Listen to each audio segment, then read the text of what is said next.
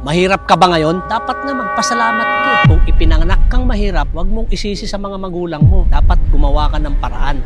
Magpasalamat ka dahil naranasan mo yung kahirapan ng buhay. Huwag mong ikumpara yung buhay mo sa ibang tao na pinanganak na mayaman. Tandaan mo, advantage mo yung kahirapan mo. Gumawa ka ng paraan para iahon mo yung sarili mo sa kahirapan. Napakalaki ang advantage mo. Alam mo yung buhay, alam mo yung katotohanan kung paano magbanat ng buto. Taasan mo yung pangarap mo at gawin mong bentahe yung kahirapan na naranasan mo. Yan ang pinaka-advantage ng mga taong lumaki sa hirap. Tingnan mo, yung mga nangarap, nagmula sa mahirap, inabot nila yung kanilang mga pangarap. Ginawa nilang inspirasyon yung kahirapan nila.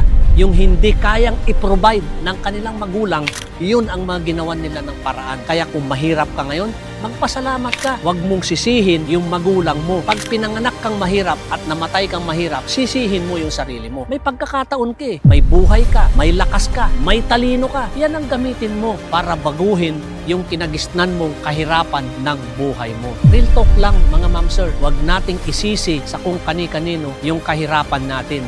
Kung yan ang nakagisnan natin,